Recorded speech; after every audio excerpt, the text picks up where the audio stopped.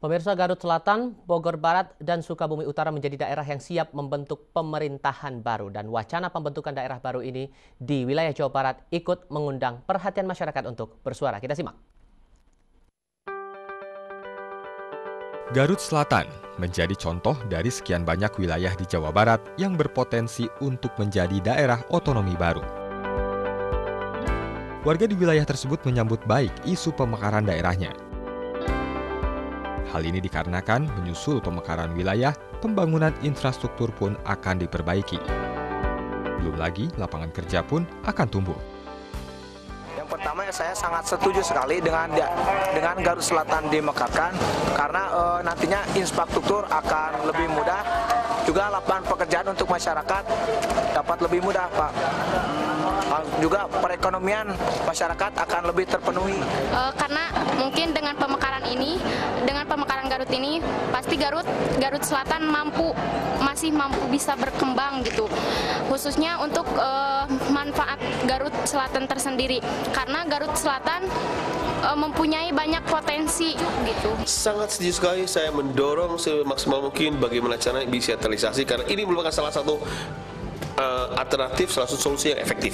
Kita butuh pemekaran, tapi pemekaran itu sendiri tergantung birokrasi baik tingkat provinsi, tingkat daerah, termasuk mungkin dari pusat. Kalau dari wacana yang sudah memang semua kelihatannya akan setuju kalau seandainya Garut ada pemekaran.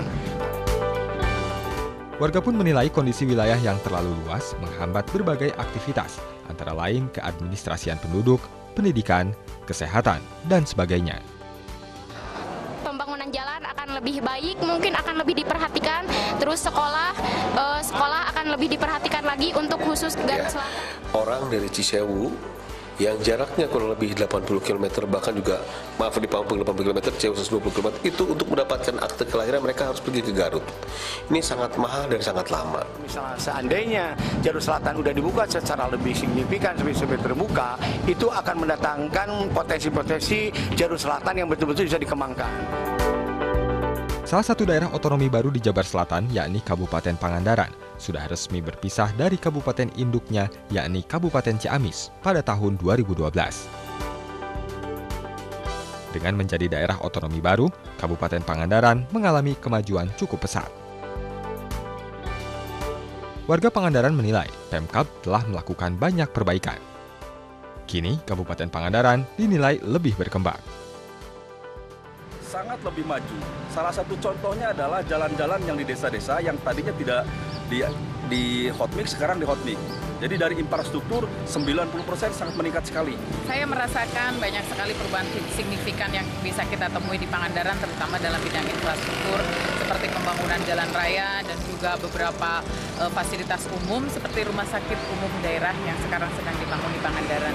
Karena saya sebagai ASN, dengan adanya pemekaran Kabupaten Pangandaran ini tentunya kesempatan untuk lebih meningkatkan karir itu sangat terbuka luas dan saya sangat bersyukur atas semua itu.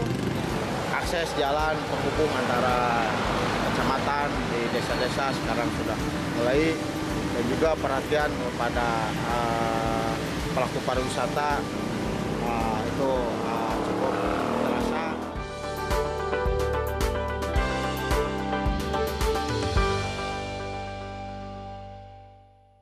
Itu tadi kata warga Garut dan juga warga Pangandaran berkenaan dengan hasil ataupun juga kesuksesan dari pemekaran wilayah ini. Namun juga kita tidak bisa menutup mata, walaupun sebetulnya ini aspeknya cukup politis begitu ya, karena mengejar kekuasaan di daerah tertentu, tampaknya ini seolah-olah menandakan ada yang beranggapan bahwa kayaknya beberapa daerah terbilang tidak siap untuk bisa mengembangkan daerah itu, terutama mereka yang kemudian akan merebut kekuasaan, entah itu sebagai bupati ataupun juga wali kota hasil pemekaran. Kasus yang tampak begitu di kawasan Bandung Barat dan juga di kawasan Cimahi beberapa bulan yang lalu. Sekali lagi ini walaupun tampaknya politis begitu, tapi kan ada kesan tidak siap nih daerah-daerah pemekaran baru ini untuk bisa mengelola daerahnya benar-benar berdikari begitu. Catatan dari Pemprov sendiri, apakah juga sama seperti itu atau ada hal lain mungkin? Jadi kalau menyangkut masalah kepala daerah yang tersandung kasus hukum, bukan hanya di DOB kan, justru di kabupaten-kabupaten lama juga ada yang terjadi juga, yang POT dan sebagainya. tidak hanya di Jawa Barat, Jawa Timur itu yang rombongan kan, itu adalah kota kabupaten yang sudah established. Anggota dewan pula. Artinya apa? Sebenarnya tidak terlalu terkait khusus dengan kesiapan dari perangkat dan sebagainya. Walaupun tentu kita pahami yang namanya daerah baru, rumah tangga baru, rekrutan personilnya juga baru dari gonjang-ganjing di sana sini pasti, bisa jadi kan. Dia akan butuh effort lebih dibanding dengan kabupaten kota lain untuk mengkonsolidasi dulu. Konsolidasi, mengembangkan sistem, dan yang paling lama mengembangkan budaya organisasinya. Karena sebagai organisasi baru pasti belum solid lah. Nah ini yang, oleh karena itu tadi memang poin pentingnya adalah bahwa baik sejak perencanaan, evaluasi, juga pada saat pembentukan awal itu yang penting sekali kita pantau, kita dampingi agar persoalan-persoalan tadi tidak terjadi. Oke, pendampingannya seperti apa kita akan coba bahas lagi nanti setelah kita terima penelpon yang sudah bergabung saat ini, Pak Aang di Soekarno-Hatta. Pagi, Pak. Pagi. Ya, selamat pagi Bapak, silakan. Saya tadi dengar Pak Udud bahwa kalau Kabupaten Bandung dengan Bandung Barat, Cimahi itu kan 3 bupati. Pasti anggota dewannya juga banyak kan. Nah ini yang sangat prihatin, daerah sedikit dibagi-bagi. Jadi interkerjanya gubernur itu harus menambah karyawan di gubernuran mempelajari ilmu pemerintahan. Ya, oleh karena itu sekarang rakyat juga ada yang setuju dan tidak, tapi menurut Pak Aang ini kurang baik kalau pemekaran daerah jadi sama bupati sama anggota dewan. Jadi Anda melihatnya ini masalah efektivitas dan juga efisiensi begitu Pak Aang? Ya efektivitas kerja, tingkatkan aja pemerintahan daerah. Kan sekarang banyak orang pintar. Nah, gelarnya juga sampai S3, S2, S3 kan. Itu dipelajari. Saya kira sukses. Baik. Baik, sudah kami tampung Pak Aang di Soekarno-Hatta. Terima kasih sudah bergabung bersama kami. Langsung ditanggapi saja Pak Dhani, mungkin soal efektivitas dan efisiensi ini mungkin penegasan kepada masyarakat begitu. Apa bentuk keyakinan Pemprov bahwa daerah pemekaran ini benar-benar bisa mengarah pada jalan, dalam tanda kutip, jalan yang benar begitu? Ya, betul. Jadi semua upaya itu butuh pengorbanan. Ya, kita bisa saja mengatakan udah nggak usah dipecah-pecah lagi, mekar-mekar nanti udah harus biaya ini lagi, biaya itu lagi. Tetapi peluang juga harus kita lihat gitu. Tadi sudah terbukti Pangandaran begitu dibentuk, wah melesat. Pelabuhan Ratu begitu bentuk kabupaten melesat dan seterusnya. Demikian juga kota-kota lain. Artinya memang dua sisi itu harus kita coba, kita kaji dengan bijak. Tidak hanya berangkat dari keinginan untuk berkuasa supaya ada DPRD baru. Nah, itu yang akan jadi masalah. Nah, oleh karena itu dalam PP yang terakhir itu kita sekarang dari sisi persyaratannya juga akan sangat lebih ketat. Perhitungannya akan lebih banyak. Yang baru apa, Pak? Kita itu sampai misalnya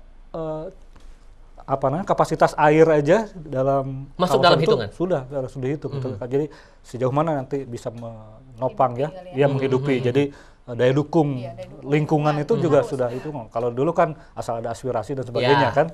Kalau sekarang enggak lagi. Terus berikutnya juga pada saat penetapan juga akan ada daerah persiapan dulu.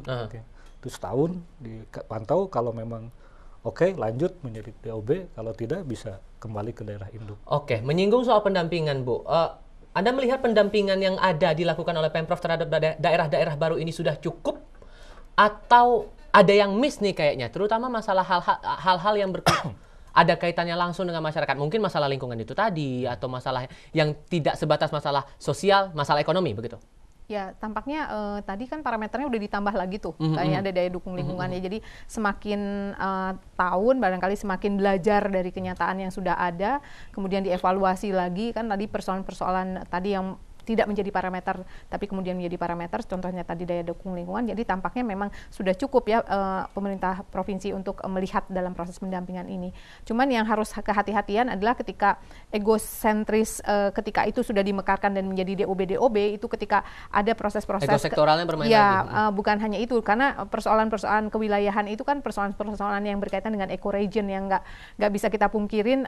Itu contoh kasus barangkali di provinsi kita ya, Provinsi Jawa Barat, antara Bandung Utara dengan Kota Bandung dan lain sebagainya, dan manakala itu, dan itulah barangkali yang harus dihindari, bagaimana secara mengintervensi atau menjadi parameter untuk tidak menjadi egosentris tadi, manakala takut ada kejadian-kejadian yang berhubungan dengan persoalan. Kesepakatannya bagaimana, deal-dealannya harus jelas begitu ya Bu ya. Dan itu belum terlihat untuk sekarang, upaya untuk bisa mencari kata sepakat itu. Iya, sebetulnya sudah ada beberapa SKB kerjasama antar pemerintah daerah yang berbatasan itu, tapi tatanan operasional dan pengawasannya barangkali yang perlu ditingkatkan seperti itu. Oke, selepas jeda di segmen terakhir kita mau coba sama-sama meyakinkan publik bahwa ini daerah pemekaran, tapi kami jamin bahwa semuanya akan sama rata. Begitu maksudnya, saat pemerintahan juga bisa berjalan dengan baik, hasil dari kinerja tersebut juga bisa dirasakan oleh masyarakat. Dan kira-kira daerah yang sudah ada sekarang, dengan 7 daerah hasil pemekaran yang sudah berlangsung sejak 1996 hingga 2012, begitu, kedepannya akan seperti apa agar ada jaminan bahwa